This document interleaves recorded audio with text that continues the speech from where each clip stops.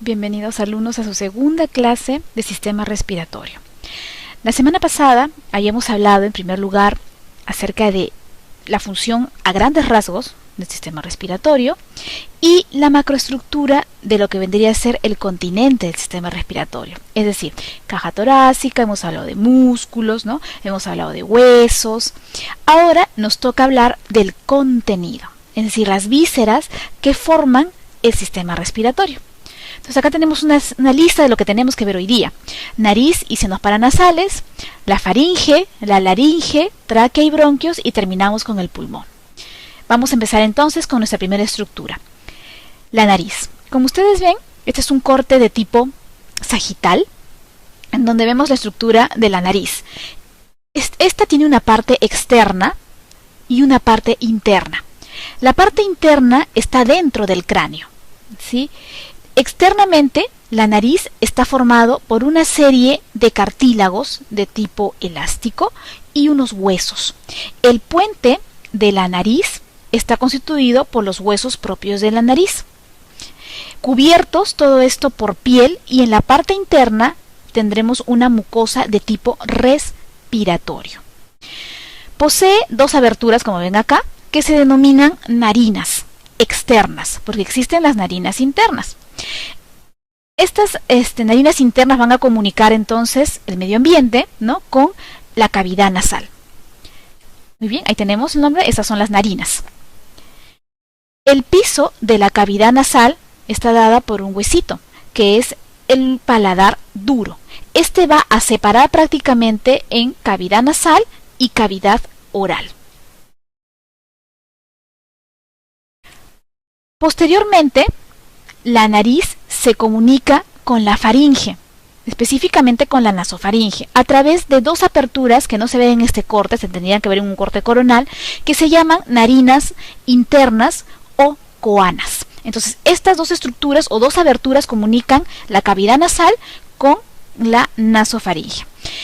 En la cavidad nasal, que vendría a ser toda esta estructura, van a drenar una serie de estructuras que son los senos paranasales, lo vamos a ver en una lámina posterior, y el conducto nasolacrimal. La cavidad nasal, este es un corte medio sagital, o sea, exactamente en la mitad del cuerpo, tiene en el centro un tabique o un septum, ¿no?, el famoso tabique nasal. El tabique nasal está compuesto por delante por una gran parte de cartílago, y en la parte más posterior está compuesto por dos huesos. En la zona superior vendría a ser la lámina perpendicular del hueso etmoidal, y en la parte más inferior el hueso vomer. Vean que este tabique divide en dos partes la cavidad nasal, ¿no?, una cavidad nasal derecha y una cavidad nasal izquierda. Ahí están los dos puntitos, ¿no? El superior tendría que ser hueso etmoidal y el inferior el hueso vomer. Muy bien, nuevamente volvemos a nuestro corte sagital. Vemos acá la narina, ¿no? Esta era la cavidad nasal, pero por detrás de la narina existe un espacio que se llama vestíbulo nasal. Es la entrada, ¿no? El vestíbulo significa entrada hacia algo. Ese vendría a ser la entrada hacia la cavidad nasal. El vestíbulo tiene la característica de tener folículos pilosos en esa zona. ¿Para qué? Es parte de nuestro mecanismo de defensa. Gracias a estos pelos que tenemos en el vestíbulo podemos atrapar una serie de estructuras o cuerpos extraños como el polvo y quedar atrapados en esta zona para poder eliminarlos. Es nuestra primera línea de defensa, ¿no? Por algo están ahí esos folículos pilosos. A medida que ustedes ven que el aire va ingresando, ¿ya?, aparecen estas estructuras, ¿no?, que parecen unas valvas, ¿no?, unas conchas, y estos se llaman cornetes. El superior será, bueno, cornete nasal superior, tenemos un cornete nasal medio y un cornete nasal inferior.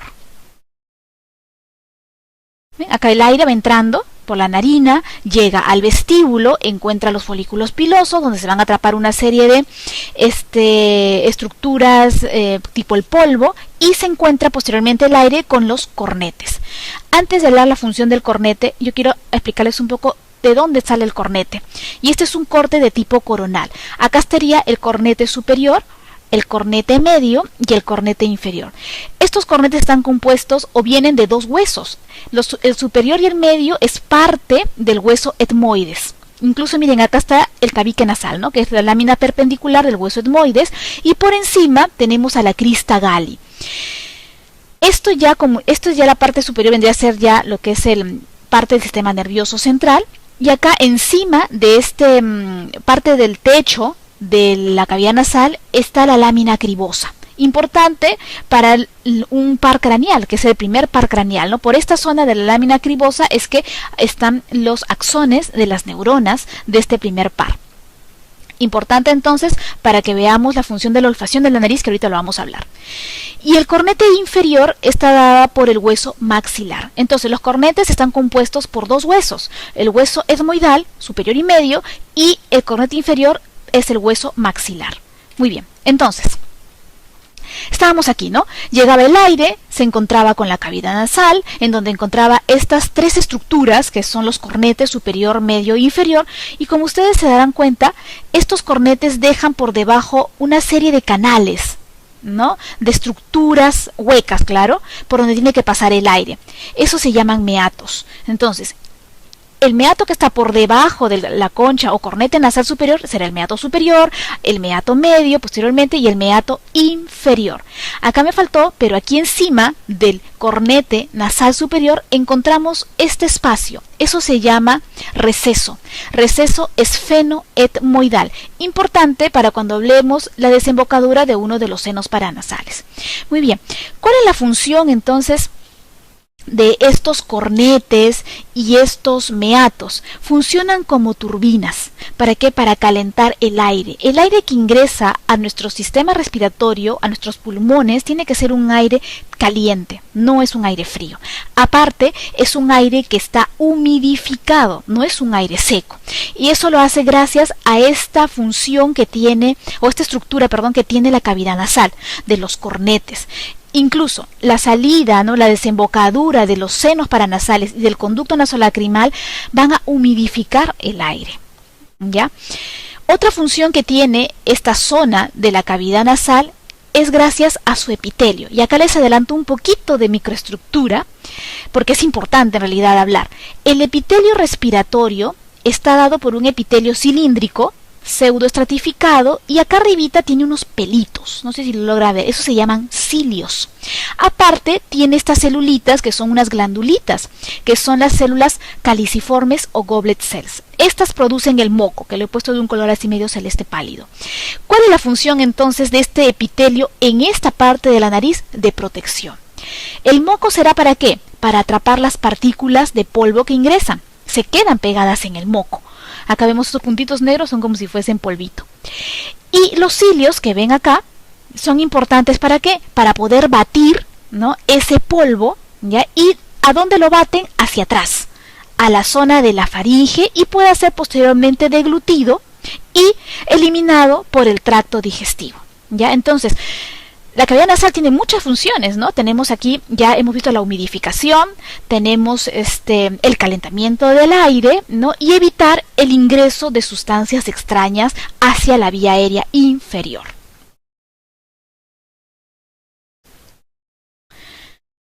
Bien, ¿quién irriga a la nariz? Bueno, la irrigación de la nariz es a través de las ramas terminales de dos arterias, la carótida externa y la carótida interna. La carótida externa va a dar ramas, que son la maxilar y la facial, que a su vez dan ramas a la esfenopalatina, que es rama de la maxilar, y la labial superior, que es rama de la arteria facial. Igualmente, las ramas etmoidales, que vemos acá, etmoidales y etmoidales, son ramas de la arteria oftálmica, que es de la carótida interna. ¿Cuál es lo importante en todo esto? Ok, que tenemos un montón de arterias que van a irrigar a la mucosa, a la nariz, a la cavidad nasal, y se van a anastomosar en algún momento, ¿ya? Van a tener un rico plexo vascular. ¿Y eso es por qué? Porque la sangre que pasa por ahí va a calentar el aire. Entonces, por algo hay un gran plexo vascular. No solamente eso, también hay un plexo venoso por debajo de la mucosa, que también tiene función de calentar el aire. ¿El riesgo cuál es? Esta área de acá. en naranja, que está en el tercio anterior del septum nasal, también llamada área de Kisselbach o área de Littré. ¿Cuál es el riesgo de esta área? Que puede producir sangrado. Y el sangrado nasal, o también llamado, o en realidad se llama eso epístasis. Entonces la epístasis generalmente de la nariz proviene de esta área, también llamada de Kisselbach o área de Littré. Algo que me estaba olvidando también, y voy a retroceder, es esta parte de acá. Otra de las funciones, no solamente del ingreso del aire, ¿no?, y del calentamiento y todo lo que hemos hablado de la nariz, es el papel fundamental que tiene en la olfacción. El primer par craneal, que tiene que ver con la olfacción, tiene sus receptores en la nariz. ¿En qué parte de la nariz? En esta zona de acá. En el techo de la nariz, que vendría a ser parte del hueso etmoidal, y el cornete superior. Esta mucosita que va a tapizar esta zona es mucosa olfatoria, muy distinta a esta mucosa que es respiratoria, que lo vamos a ver en la parte de microestructura, pero le vamos adelantando. La mucosa olfatoria debe tener neuronas. Acuérdense, el primer par craneal es un nervio, ¿no? Entonces necesitas tener acá neuronas de tipo bipolar que van a tener que pasar por el hueso etmoides. Y acá, si se dan cuenta, tiene unos huequitos. Esa es la lámina cribosa. La lámina cribosa, por ahí están pasando los axones de las neuronas bipolares y se concentran acá, que es en el bulbo olfatorio, y posteriormente ya se va por la cintilla y todo lo que ustedes ya conocen por neuroanatomía. Entonces, no olvidarse, la zona superior, es decir, el techo de la nariz y el cornete nasal superior, están tapizados por epitelio de tipo olfatorio, no respiratorio. Bien, entonces vamos acá. Bien, ¿cuál es la función entonces de la nariz? La función de la nariz, ya hemos visto, vía de conducción para el aire, sabemos. Calienta y humidifica el aire. ¿Gracias a quién? A esto, a mis cornetes, a que por ahí drenan una serie de estructuras que son los senos paranasales. Parte de la defensa, por supuesto. Si no tuviéramos esos folículos pilosos en el vestíbulo, si no tuviéramos cilios en nuestro epitelio, si no tuviéramos las células caliciformes que producen moco y atrapan el polvo, entonces todo el aire entraría, el aire con polvo y con partículas extrañas entrarían a mis pulmones, ¿no? No es el objetivo. Órgano de olfacción, por supuesto, la zona de acá, superior, y es resonancia para el sonido. Es una gran cavidad llena de aire, entonces sirve como una cámara de resonancia para el sonido. ¿Quién inerva la nariz? La nariz tiene 3 tipos de inervación. Primero, tenemos una inervación de tipo especial, que es el par craneal número 1. Acuérdense, para esta zona de la olfacción. Luego tenemos una inervación de tipo sensitiva somática, es decir, lo que nos lleva información de dolor, de temperatura, ¿no? Eso es gracias a qué par, al quinto 1 y al quinto 2. Quinto 1 inervará la parte más anterior de la cavidad nasal y nariz, y el quinto 2, que es la parte más posterior. Y por último tenemos una inervación de tipo glandular, ¿no?, visceral, que es para las glándulas, para las células caliciformes, ¿no?, las glándulas seromucosas que tenemos en esta zona, y eso gracias al séptimo par craneal o nervio facial. Muy bien, seguimos entonces. Vamos con los senos paranasales. Estas son unas estructuras huecas, ¿no? Son cavidades llenas de aire que se encuentran dentro de los huesos de la cara. De acuerdo al hueso en donde esté, será el nombre del seno paranasal. Si se encuentra en el hueso frontal, seno frontal. Si está en el seno etmoidal, ahí tenemos 3 tipos de senos, o también se les llama celdillas etmoidales. Las hay las posteriores, las anteriores y las medias. Luego tenemos el seno esfenoidal, en el hueso esfenoides, y los 2 más grandes senos paranasales que tenemos es el seno maxilar, en el hueso maxilar. Es el más grande, tiene forma de pirámide, ¿no?, y tiene su desembocadura también en la nariz. Acá vemos, estos son un cuadrito para que vean cómo es la desembocadura, donde drenan estos senos paranasales. Miren, el receso esfenoidal, ¿se acuerdan dónde se encontraba? Estaba entre el cornete superior y el techo de la nariz. Ahí drena ¿quién? El seno esfenoidal. Está mucho más cerca, ¿no? Está cerquísima del seno esfenoidal. Por ahí tiene su orificio de salida. En el meato nasal superior van a drenar las celdillas etmoidales posteriores. En el meato nasal medio drenan casi todas las demás. Es decir, es donde drenan la mayor cantidad de los senos. El seno frontal, el seno etmoidal anterior o celdilla etmoidal anterior junto con la celdilla etmoidal media y el seno maxilar, que es el más grande que tenemos. Y en el meato nasal inferior, ¿quién drena? El conducto nasolacrimal. O sea, las lágrimas que se forman van a ir hacia el conducto nasolacrimal y van a drenar en el meato nasal inferior. ¿Cuál es la función de los senos paranasales? Calientan el aire, por un lado. Son resonancia para el sonido. Ya, importante, entonces son cámaras de resonancia. El sonido es de esa manera gracias a esas cavidades que tenemos. Y disminuye el peso de la cabeza. Son huecos. Entonces hace que la cara, sobre todo, no pese tanto gracias a estos senos paranasales. ¿Cuál es la patología de los senos paranasales? La sinusitis. Cuando esa mucosa que tienen dentro, porque es una mucosa de tipo respiratorio, puede infectarse y llenarse de moco, es la famosa sinusitis. ¿Y qué es lo que cómo se presenta? Con dolor, sobre todo en la cara, ¿no? Porque están en los huesos propios de la cara. Una forma de poder ver o de examinar, ¿no?, los senos paranasales es a través de la radiografía de cara, como también de la tomografía. En este caso les muestro solamente para que vean cómo sí se puede ver los senos paranasales en una tomografía. Vemos aquí, como está lleno de aire, son imágenes hipodensas. No está aire, nada más es hueco. Tenemos acá el seno etmoidal, no vemos el seno frontal, en este corte no me permite ver el seno frontal, pero sí puedo ver el etmoidal y miren estos grandes senos maxilares. Y están limpios, se dan cuenta que adentro no hay nada, está lleno de aire. Esto es una imagen coronal, una tomografía coronal de senos paranasales normal. Bien, entonces hemos hablado ya, cavidad nasal, senos, acá este será el seno esfenoidal, muy bien, y este tendrá que ser el seno frontal. Bueno, vamos entonces a la siguiente estructura que le sigue a la cavidad nasal. Eso es la faringe. La faringe también se llama garganta, comúnmente es el nombre vulgar, pero el nombre ideal es faringe. Y es un tubo, como lo ven aquí, hueco, que mide aproximadamente 13 centímetros. ¿De dónde a dónde va? Va desde la base del cráneo, es decir, desde el hueso esfenoidal o hueso occipital hasta la vértebra cervical C6.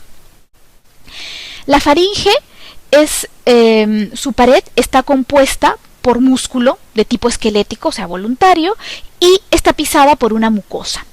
Es un pasaje, en realidad, muy común para dos cosas, para el aire, tanto para el aire como para los alimentos y el agua. Es una vía común.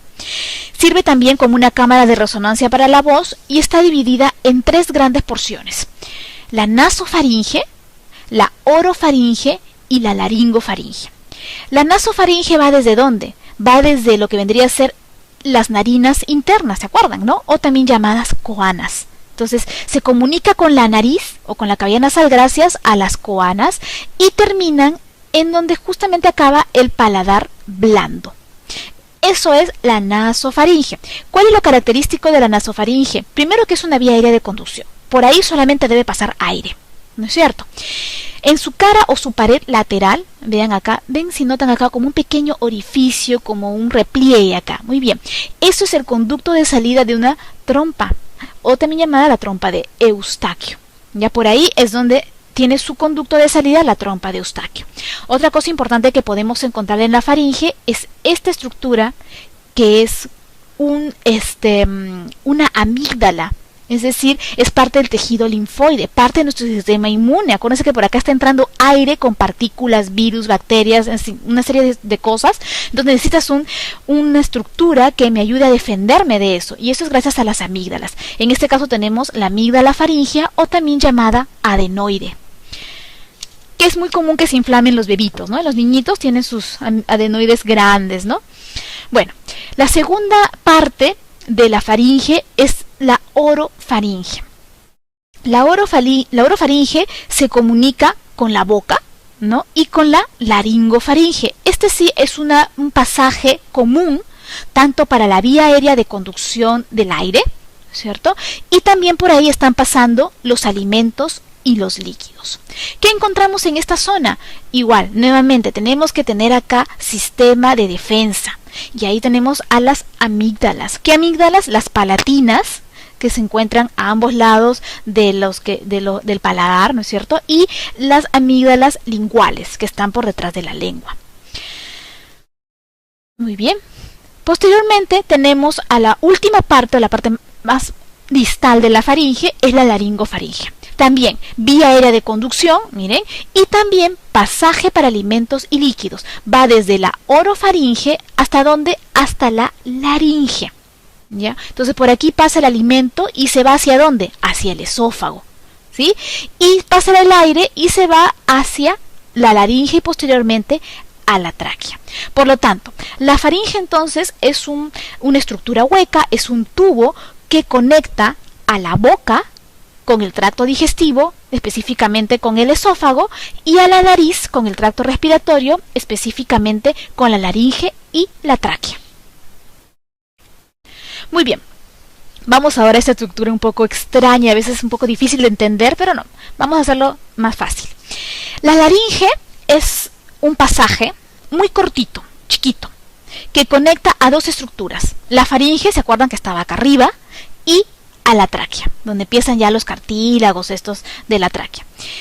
¿A nivel de dónde? De C6. O sea, a nivel de C6, ahí termina ya pues y empieza la laringe.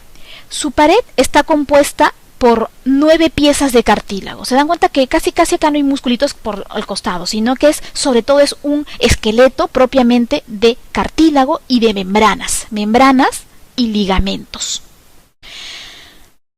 Los cartílagos son 9 en total, de los cuales hay 3 impares y 3 pares. Los impares los he puesto en rojo: la epiglotis, el cartílago tiroides y el cartílago cricoides. ¿Ok? El cartílago más grande de todos, como ustedes se darán cuenta, es el cartílago tiroides, o también llamado manzana de Adán, que es mucho más grande y prominente en varones que en damas. Es el cartílago que uno puede palpar, incluso se puede ver fácilmente, ¿no? Como les digo, mejor se ve en los varones. La epiglotis es un cartílago que tiene una forma de hoja. Mírenlo acá. Esta es una forma de hojita. Si ustedes ven la laringe en la vista anterior, es decir, ponen al paciente enfrente suyo, ¿ya? Lo que sobresale, la punta de la laringe, es la epiglotis, ¿no? Ven casi un poquito, una cosita chiquita de lo que vendría a ser el cuerpo propiamente dicho de la epiglotis, ¿no? Sobresale por encima de este huesito, que es el hueso ioides. La epiglotis tiene dos partes. Tiene una parte móvil, que es esta de acá, que es el cuerpo propiamente del epiglotis, que tiene forma de hoja, y tiene una parte que está adherida al cartílago, o sea, no se mueve, tiene que estar anclada a algo. ¿Por qué? Porque la epiglotis, su función es de moverse. Lo que hace es se va hacia atrás. Mejor vamos a verlo acá. Okay. Esta es una vista de tipo sagital, como ven. Es como si hubiésemos agarrado la laringe y le hemos partido exactamente en la mitad, ¿ya? Y estamos viendo de la parte interna. Vean acá la epiglotis. Lo que hace la epiglotis es bajar, ¿sí? Baja, ¿y qué hace? Tapa este orificio. ¿Qué orificio es este? La glotis. Entonces, tapa la glotis, ¿para qué? Para que el alimento, si una persona está en ese momento deglutiendo, no ingrese a la vía aérea, sino que se vaya hacia la zona posterior. ¿Y qué hay detrás de la laringe? Ya hemos visto. Detrás de la laringe encontramos al esófago. Entonces, le permite al alimento y al líquido que no ingresen a la vía aérea, evita la entrada a la tráquea y más bien permite la entrada hacia el esófago. Entonces, esa es la función de la epiglotis. La epiglotis entonces tiene que bajar, tiene que moverse, irse hacia abajo para tapar la glotis. ¿Y qué cosa era la glotis? La glotis es el espacio que está entre las cuerdas vocales, que son estas estructuras, y la laringe. Muy bien, entonces, vamos a ver nuevamente, ¿ya? Entonces hemos hablado ya de la epiglotis.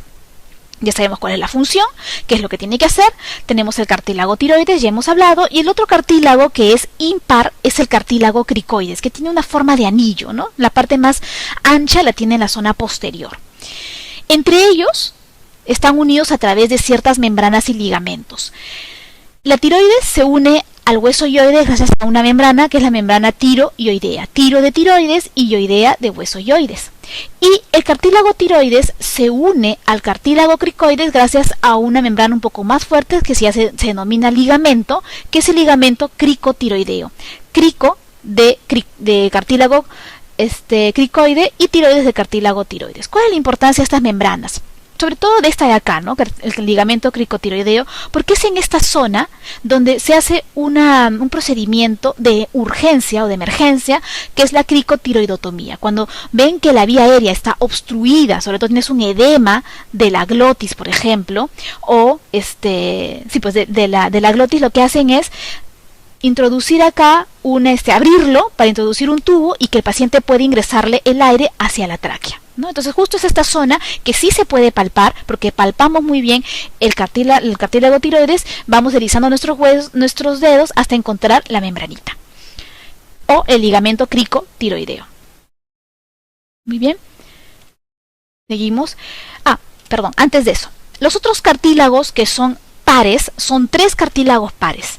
El cartílago aritenoide, vean acá, parece un triangulito, ¿no es cierto? Este cartílago aritenoide es importante porque se va a mover tanto medial como lateralmente, y así va a mover las cuerdas vocales, que lo vamos a ver en un instante.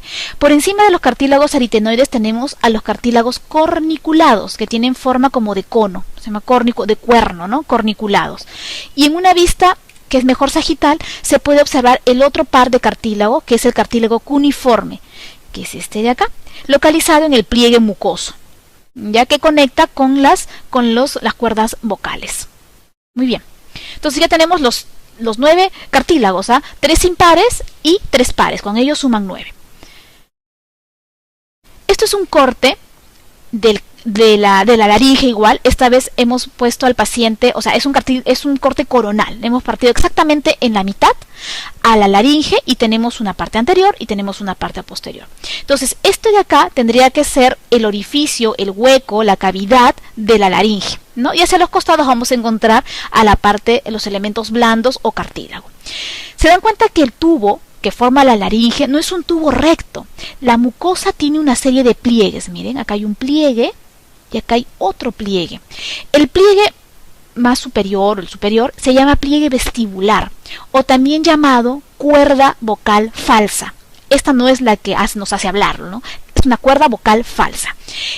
Bajamos y el segundo pliegue, sí se llama pliegue vocal, o también llamado cuerda vocal verdadera. ¿Ya? Importante, entonces, no olvidarse, la laringe en su interior, ¿no? En la cavidad está distribuida a través de tiene 2 pliegues, un pliegue superior llamado vestibular o cuerda vocal falsa y un pliegue inferior o también llamado cuerda vocal verdadera. Muy bien, vamos a ver cómo funciona eso. Acá lo vemos. Una forma de poder ver la laringe es a través de un estudio que se llama nasolaringoscopía. Este estudio lo que hace es ingresar un tubo por la nariz, ¿no? Va ingresando por la cavidad nasal, ¿no? Va a ir hasta la faringe y se va a encontrar con la laringe. Entonces, esta es la vista que tiene el tubo, vista desde arriba. Entonces, esto que ustedes ven que parece como un labio, esto es la epiglotis. Obviamente está paradita, ¿no? No está hacia abajo, no está tapando nada. Esto es la epiglotis. Esta zona tendría que ser la lengua. Ya, esta es la parte anterior y esta vendría a ser la parte posterior. Esto que ustedes ven como rayitas, rayitas, rayitas, esto es los anillos de la tráquea. O sea, estamos viendo prácticamente la vía aérea. Y hacia atrás vamos a encontrar estas 2 estructuras que son los cartílagos que hemos estado mencionando, los pares, ¿no? Esta de acá es el cartílago cuneiforme y este es el corniculado. Por debajo de ellos encontraremos a los aritenoides, que no se ven acá porque por encima están estos cartílagos más pequeñines. Bien, ¿qué más encontramos? Esto de acá tendría que ser la glotis y encontramos los 2 pliegues. En un color un poco más claro es la cuerda vocal verdadera, o sea, es la más inferior, ¿no? Y en un color un poco más naranja es la cuerda vocal falsa, o también llamado pliegue vestibular. Entonces tenemos acá el pliegue vestibular y la cuerda vocal verdadera. Ok, esta imagen que ustedes ven aquí es cuando una persona está respirando una respiración normal, quieta, no está haciendo ejercicio, nada. Entonces, como ven acá, la vía aérea tiene que estar abierta porque tiene que ingresar el aire. Entonces ustedes ven que la cuerda vocal está abierta, igual la cuerda vocal falsa también. Tiene una forma de triángulo. ¿Se dan cuenta? Tiene un triangulito. Y por acá está ingresando fácilmente el aire. ¿Qué pasa si a un paciente se le dice inspire fuertemente, ¿no? O en el ejercicio, una inspiración forzada? ¿Qué pasará con la glotis? Obviamente va a ser mucho más grande y ya no tiene forma de triángulo, sino puede tener una forma de rombo. ¿Cuál es lo importante acá? Tienen que entender que cuando uno inspira forzosamente, ¿qué hacen los cartílagos aritenoides, que son estos triangulitos? Empiezan a moverse lateralmente. ¿Se dan cuenta? Mueve hacia afuera, acá tenemos la flechita hacia afuera, y por lo tanto la cuerda vocal se abre. ¿Sí? Entonces, cuerda vocal abierta, pliegue vocal abierto, o sea, la cuerda vocal falsa, y miren cómo se ve en una laringoscopía.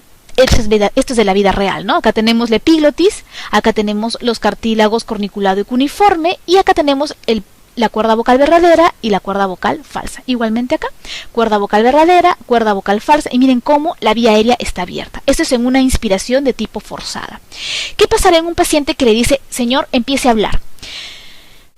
Cuando uno habla o cuando emite el sonido de la voz, los cartílagos aritenoides se aducen, es decir, se cierran. Miren cómo la flecha va hacia adentro. Aquí están abducidos, se abren. Aquí están aducidos, se cierran. Entonces el aire que está en los pulmones, que intenta salir hacia la laringe, va a hacer vibrar las cuerdas vocales verdaderas. Y eso genera un sonido. Entonces así es como se emiten los sonidos. Es gracias a que a la vibración que existe entre la cuerda vocal y el aire que quiere salir de la tráquea hacia afuera, ¿no? Hacia el exterior. Entonces la glotis está cerrada, ¿no es cierto? Glotis cerrada. ¿Qué pasa en un paciente que se le dice, por ejemplo, que puje? Es decir, en un cierre forzado. Cuando uno puja o levanta cosas, ¿no es cierto? Lo que hace es cerrar completamente la glotis. Pero miren que ya casi yo no veo la cuerda vocal. ¿Por qué? Porque quien ha cerrado completamente la glotis es la cuerda vocal falsa. Entonces la cuerda vocal falsa completamente se cierra, la glotis está prácticamente cerrada y yo no veo la cuerda vocal. ¿Ya? Entonces esto se produce en una expiración de tipo forzada. ¿Qué pasará cuando un paciente deglute? Cuando un paciente deglute, primero, la epiglotis, como ven acá, baja.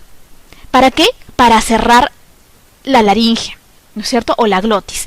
¿Y qué pasará con la cuerda vocal verdadera y la falsa? Completamente se cierra.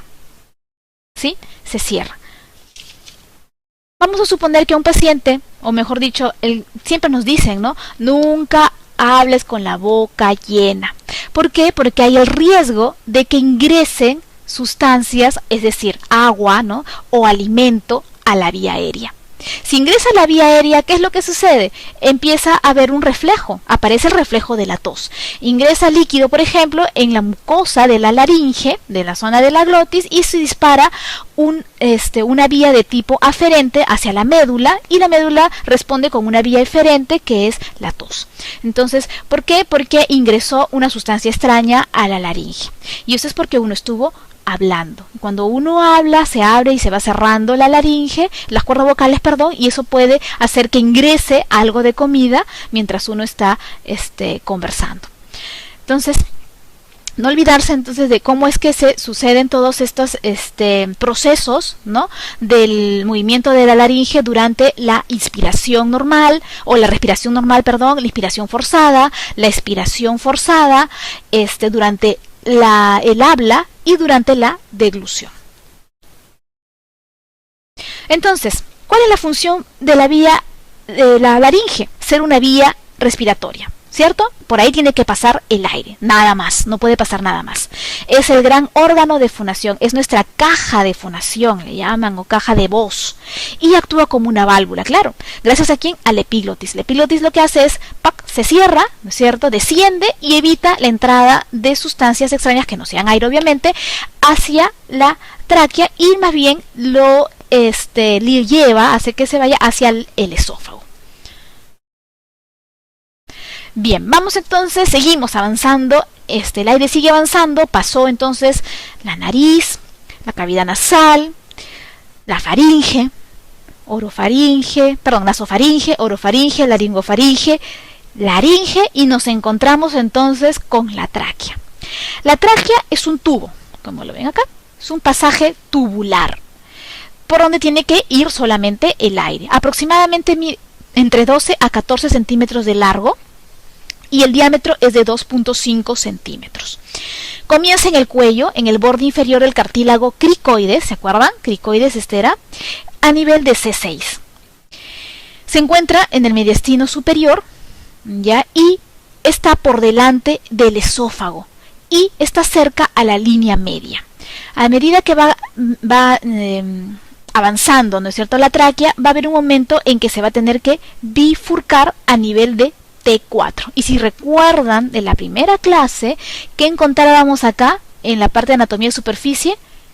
El ángulo de Lewis. Entonces aquí, si pongo a la persona acá, acá debería estar su ángulo de Lewis, es decir, la articulación manubrio-esternal. Entonces aquí se va a bifurcar en dos grandes ramas, que son los bronquios principales, bronquio principal derecho y bronquio principal izquierdo. Si le hacemos acá un corte transversal a la tráquea, tenemos que la tráquea está formada por una serie de cartílagos en forma de C. Miren, o cartílago o anillos incompletos. En la parte posterior sí va a estar unido por una estructura que es un músculo liso. Eso hace, el hecho de que tengas tú un cartílago, que sea parte toda la estructura es cartilaginosa de la tráquea, esto es importante porque eso evita que la tráquea pueda colapsarse, ¿no? Es una estructura relativamente firme, entonces eso hace que la tráquea nunca colapse. En la parte posterior también es importante que tenga músculo, no solamente para evitar que se colapse, sino que esta zona que es blanda, es importante que sea de esta manera porque detrás de ello está el esófago. Y el esófago, ustedes saben que es el pasaje de alimentos. Una vez que pasa el bolo alimenticio, el esófago se distiende. Y si se distiende, está en contacto con el músculo, ¿sí? Entonces, durante la deglución no va a tener ningún problema al distenderse porque va a encontrar un tejido que es relativamente blando. A diferencia que si fuera puro cartílago, ¿no? Entonces, tendría ahí un stop. Entonces, molestaría el hecho de deglutir el bolo alimenticio. Aparte, el cartílago le da soporte, ¿no? Y a la tráquea, ¿no? Y como les dije, evita su colapso. Otra cosa importante que vamos a añadir, vamos a adelantar, es la mucosa de la tráquea. La mucosa de la tráquea es igual que la mucosa que encontrábamos a nivel respiratorio, o sea, a nivel de la cavidad nasal. Es un epitelio de tipo respiratorio, es decir, tiene cilios. Y si tiene cilios, evita o los capta, ¿no? A través de los cilios capta las partículas de polvo y esto sí los bate hacia adelante.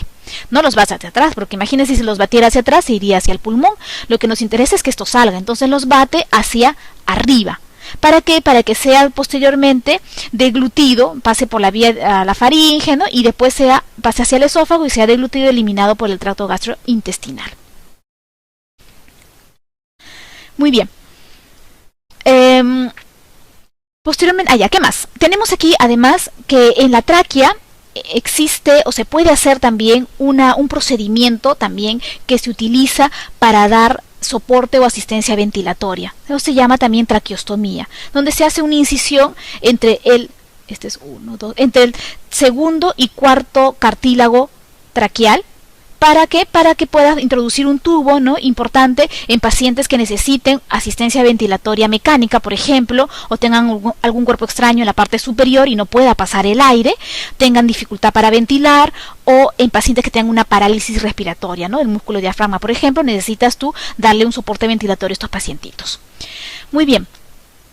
Hemos hablado entonces ya que se dividía la tráquea a nivel de T4 y esa división tiene un nombre especial que se llama carina. Carina con C, no con K, sino con C, carina. Una vez que el bronquio derecho e izquierdo ingresan al pulmón, empiezan a dividirse, ¿no? La primera división es el bronquio primario, que es el que va a haber solamente un bronquio primario derecho y un bronquio primario izquierdo. La segunda división son los bronquios lobares. Serán dos para el lado izquierdo, porque tenemos dos lóbulos en el lado izquierdo, será superior e inferior, y serán tres en el lado derecho, bronquio secundario superior, medio e inferior. Y luego viene la tercera división o bronquio terciario, que es ya para los segmentos pulmonares, ¿sí? Posteriormente hay una serie de divisiones, más y más divisiones, hasta llegar a los bronquiolos y terminar posteriormente en los bronquiolos terminales, que lo vamos a ver también en las siguientes clases, ¿no? Sobre todo en la parte de microestructura. ¿Cuál es la diferencia entre el bronquio derecho y bronquio izquierdo? Tienen sus diferencias, no son iguales. La dirección. El bronquio derecho es mucho más vertical, es decir, tiene un grado, ¿no?, de desviación de 30 grados, a diferencia del bronquio izquierdo, que es mucho más horizontal, más echado, ¿no? El bronquio derecho es mucho más parado. Es mucho más pequeño el bronquio derecho, solamente mide 2.5 centímetros, a diferencia del bronquio izquierdo, que mide 4.5 centímetros. El calibre del bronquio derecho es mucho mayor, 1.5 centímetros, y del bronquio izquierdo solamente mide 1 centímetro. ¿Cuál es la relación? ¿Con quién se relaciona, ¿no?, este bronquio derecho? Con el callado de los ácigos, y el bronquio izquierdo con el callado aórtico. Ya les dije, ¿no? El bronquio derecho tiene 3 bronquios o 3 divisiones para los lóbulos, a diferencia del bronquio izquierdo, que solamente tiene 2, y 10 segmentos para el derecho y 8 segmentos para el izquierdo. En realidad son 10 segmentos, ambos pulmones tienen 10 segmentos, solo que en el izquierdo se fusionan, ¿ya? Eso lo vamos a ver ahorita en la segmentación pulmonar. Entonces, ¿por qué es importante esto?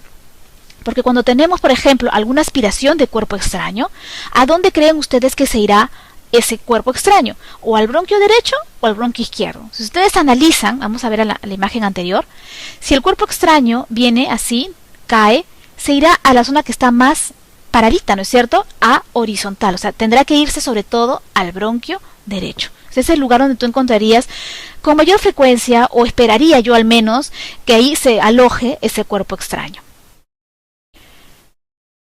Bien, muy bien, entonces ya entramos, hemos hecho tráquea, hemos hecho los bronquios principales, ¿no? Y ahora vamos al órgano en sí, que es el pulmón. Los pulmones son 2 órganos que tienen una consistencia blanda, son elásticos por excelencia, eso también lo vamos a ver en microestructura, tienen fibra elástica cualquier cantidad.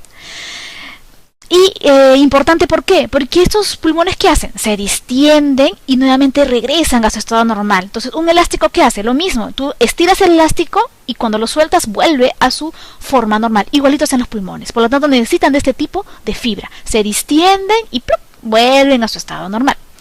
Tienen una forma de semicono, ¿sí? Más o menos, sí, tiene razón, forma de semicono.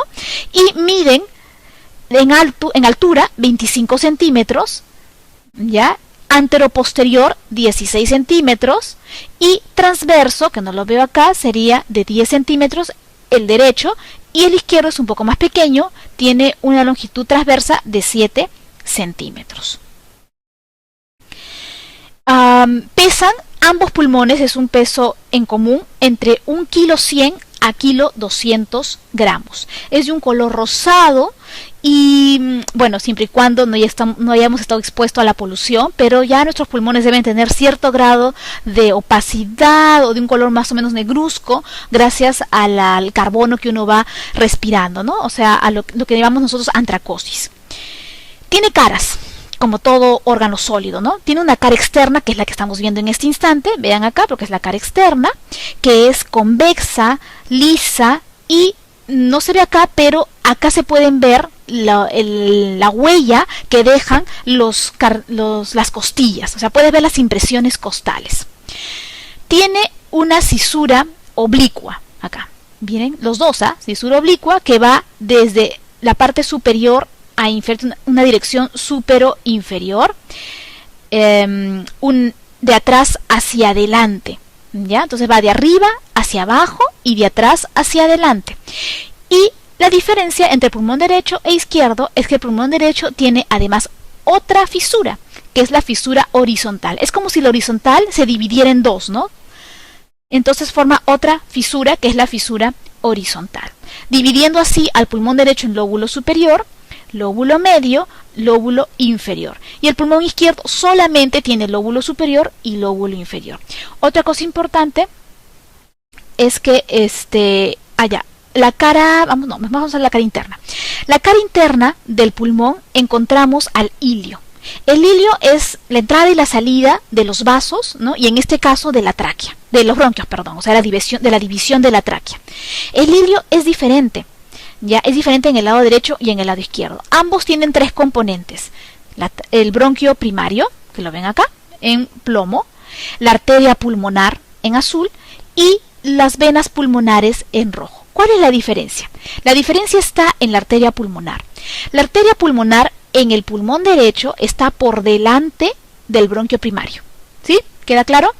En cambio, en el pulmón izquierdo, la arteria pulmonar está por encima del bronquio primario.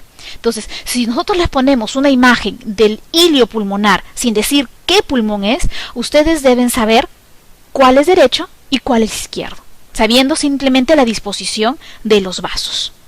¿Ya? Entonces, esa es la cara interna, ¿ok?, del pulmón. Seguimos ahora con los bordes. El borde posterior, vendría a ser este de acá, es un borde grueso, ¿no? Igual tenemos aquí las impresiones costovertebrales. En el borde anterior, que vendría a ser esta zona de aquí, es un borde más agudo, es delgado, sinuoso, ¿no? Y termina en la quinta o sexta costilla. Y dense cuenta que tiene en el pulmón izquierdo, hay una especie como de escotadura. Le llaman también escotadura cardíaca, obviamente porque aquí encontramos, ¿no?, a la parte del ápex, ¿no?, del corazón. El pulmón derecho no tiene esa estructura, esa formación, ¿no?, diferente. El pulmón izquierdo sí. El vértice es redondeado y se relaciona con la primera costilla, y la base es ancha. ¿Con quién se relaciona? Con la cúpula diafragmática. Muy bien, esto ya lo hemos visto. Ahora veamos, igualmente, ilio pulmonar. Vamos a ver, no les he puesto acá derecho e izquierdo. Veamos. Acá tenemos al bronquio, ¿estamos de acuerdo? Y miren, la arteria pulmonar está por delante. Por lo tanto, este tiene que ser pulmón derecho. No hay otro. Y acá, la arteria pulmonar está por encima. Eso tiene que ser, entonces, pulmón izquierdo. Igualmente, así como teníamos las impresiones costales en la cara externa del pulmón, en el ilio también hay ciertas impresiones de estructuras, sobre todo mediastínicas, ¿no? Y ahí tenemos en el lado derecho, hay una gran impresión que está dada por el callado o el arco de la vena ácigos. ¿Se dan cuenta? Ácigos, derecho. Y también el esófago, ¿sí? Esta es la impresión que se ve en el ilio, o en la cara interna, perdón, o mediastinal del pulmón. En cambio, en el lado izquierdo, o en el pulmón izquierdo, lo que vamos a encontrar es sobre todo la aorta, el callado de la aorta y la aorta descendente o aorta torácica. ¿Ya? Entonces no se olviden de la relación que existe entre los vasos, los grandes vasos y alguna víscera por allí que es del esófago, entre el pulmón derecho y el pulmón izquierdo. Muy bien. Ahora viene algo un poco, que es más que todo es un poco de memoria en realidad. A ver, acá lo que tenemos es la tráquea, ¿sí? Y tenemos, ¿se acuerdan? El bronquio, ¿no? El bronquio derecho, que era más vertical, mucho más ancho y más pequeño. Y en cambio el bronquio izquierdo es mucho más largo, es más horizontal y es de menos diámetro. Acá tenemos que hablar de la segmentación broncopulmonar. ¿Qué cosa es un segmento broncopulmonar? Es un área de pulmón, una pequeña área de pulmón que tiene un bronquio, tiene su propio bronquio segmentario, tiene su rama de arteria pulmonar acompañante. Es decir, tiene una vía aérea y tiene una vía o un vaso sanguíneo. Entonces, es el elemento funcional anatómicamente independiente más pequeño que puede haber en el pulmón. Puede que, tienes una vía aérea y tienes un vaso sanguíneo. ¿Ya? Entonces si tú resecas solamente ese segmento broncopulmonar, no dañas a los demás áreas pulmonares. Por eso se dice que es el elemento funcional independiente más pequeño que puede ser resecado. Si, por ejemplo, en una imagen ves un tumor, ¿no?, en el segmento apical, por ejemplo este de acá, entonces ¿qué hace el cirujano? Simplemente reseca toda esta parte del pulmón, el segmento broncopulmonar apical. ¿Por qué? Porque solamente tiene su bronquio y tiene su propia arterita. No va en ningún momento a alterar a los demás segmentos broncopulmonares. ¿Ya? ¿Y de qué dependen los segmentos broncopulmonares? De la segmentación de los bronquios. Entonces, vemos aquí. En el lado derecho del pulmón tenemos el bronquio lobular superior, bronquio lobular medio y bronquio lobular inferior. Este bronquio lobular superior tiene a su vez tres bronquios segmentarios, el apical, el posterior y el anterior. Por lo tanto, aquí en este lóbulo vamos a tener tres segmentos broncopulmonares, un segmento apical, uno posterior y uno anterior. En el lóbulo medio del pulmón hay dos segmentos broncopulmonares, el lateral y el medial. Y en el lóbulo inferior hay 1, 2, 3, 4, 5 segmentos broncopulmonares, el basal superior, ¿ya? El basal medial, el basal posterior, el basal lateral y el basal anterior. Si tú cuentas, en el lado derecho, ¿cuántos vamos a encontrar? 10 segmentos. ¿Está bien? 10 segmentos. Vamos al lado izquierdo. En el lado izquierdo hay dos lóbulos, nada más, porque solo tenemos una cisura, ¿se acuerdan? Una cisura oblicua y solamente se divide en dos bronquios, el bronquio principal izquierdo.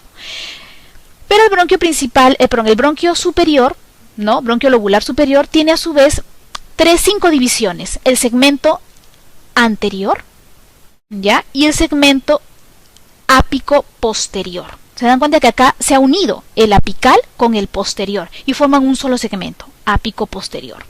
Luego tenemos el lingular superior y el lingular inferior. ¿Ya? El pulmón izquierdo es el único pulmón que tiene língula, ¿ya? Língula superior y língula inferior. Y el inferior tenemos el superior, tenemos el posterior, el basal, el basal lateral y el basal anterior.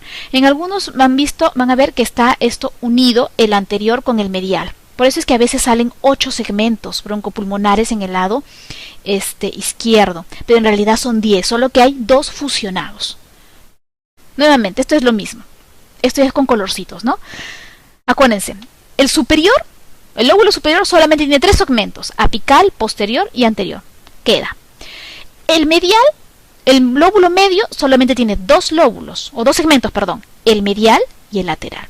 Y el inferior tiene 5 segmentos. Tenemos acá el apical superior, el basal posterior, el basal lateral, el basal anterior y el que no se ve porque está en la parte más interna es el basal medial. Entonces cuentas 1, 2, 3, 4, 5, 6, 7, 8, 9, 10 segmentos. En cambio el pulmón izquierdo, miren, lóbulo superior, ¿sí? Lóbulo superior es el ápico posterior, ahí serían 2 en realidad, el anterior, el superior lingular y el lingular inferior, y en el segmento inferior, o el lóbulo inferior, tenemos el superior, el basal anterior junto con el medial, el lateral y el posterior. Cuentas 1, 2, 3, 4, 5, 6, 7, 8 segmentos. Pero en realidad, como les digo, son 10 porque este se fusionó y este también se fusionó. ¿Listo? Entonces, no se olviden de los segmentos broncopulmonares. Son las unidades funcionales independientes más pequeñas que tenemos porque consta de su propia vía aérea, es como un mini pulmoncito, su propia vía aérea y su propia arteria. ¿Quién irriga el pulmón? El pulmón tiene irrigación doble. Ya es uno de los pocos órganos que tiene doble irrigación. Va a estar irrigada por las arterias bronquiales procedentes de la aorta. Acá está. ¿Dónde está? Acá está. Esta es la aorta y acá tenemos a las arterias bronquiales. Ya están por detrás de la tráquea y de la carina. Ellas van a irrigar al tejido conjuntivo del pulmón, o sea, lo que sostiene a todo el pulmoncito, y a la pleura visceral. Y la otra irrigación es gracias a las arterias pulmonares, ¿no? Que son estas de acá, arterias pulmonares, que van a llevar sangre sin oxígeno hacia los capilares pulmonares y la van a regresar como vena pulmonar hacia el corazón. Estas pueden existir anastomosis, ¿no? Entre la circulación bronquial y la circulación pulmonar. Eso lo vamos a entender mejor cuando vemos la parte de fisiología, pero tienen que entender que puede juntarse esta sangre en algún momento. Ya pueden existir. La vena por la cual drena, ¿no?, toda esta sangre, la sangre venosa, es la vena bronquial que va hasta el sistema ácigos. Y la inervación del pulmón es la inervación de tipo simpática y parasimpática. ¿Ya? Muy bien.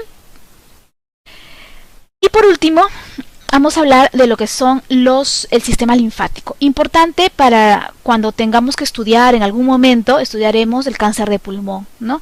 Las neoplasias de pulmón, que es una de las neoplasias más comunes y muy frecuentes también en nuestro medio, pueden metastatizar, ¿no?, o infiltrar a los nodos o los ganglios que hay en el pulmón, que pueden ser intrapulmonares o también extra.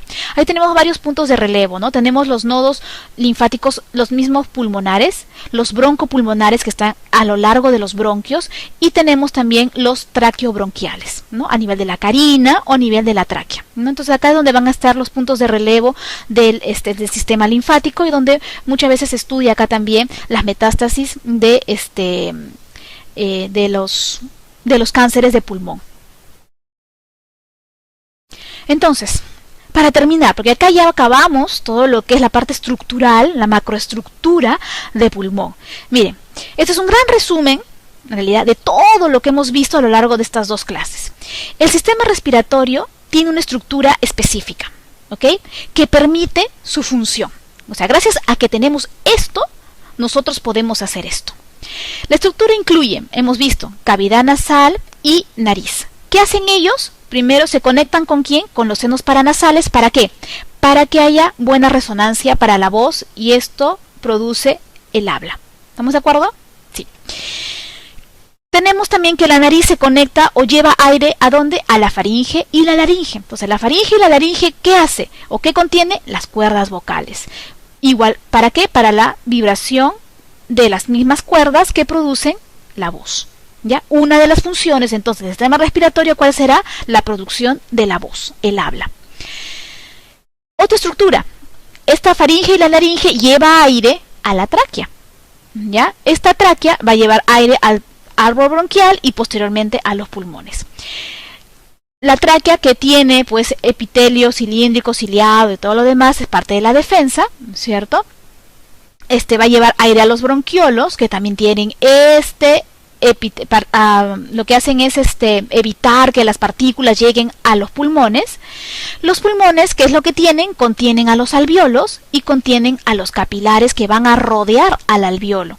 Estos capilares que rodean al alvéolo, lo que van a permitir a través de su pared es el movimiento del aire, es decir, la entrada de oxígeno a la sangre y la salida del CO2 hacia los alvéolos. ¿Okay? Indirectamente, la salida del CO2, que es un ácido, que lo vamos a ver en su debido momento, va a ayudar a la regulación del balance ácido-base. Entonces, se dan cuenta que la estructura del sistema respiratorio permite las funciones del mismo. ¿Y cuáles son estas funciones? El movimiento del oxígeno hacia la sangre y la salida del CO2 hacia el medio ambiente. La regulación del ácido base y la producción de la voz. ¿Gracias a quién? A la nariz, a la faringe, a la laringe, a la tráquea, al árbol bronquial y a los pulmones. ¿Ok? Muy bien, entonces esto es un gran resumen de todo lo que es la parte estructural y funcional del sistema respiratorio. En una siguiente clase, creo que nos toca ya la próxima semana, haremos lo que es microestructura, ¿ya?, del sistema respiratorio, y iremos avanzando en la parte de la fisiología. Ok, chicos, muy bien, muchas gracias, nos estamos viendo en una próxima oportunidad.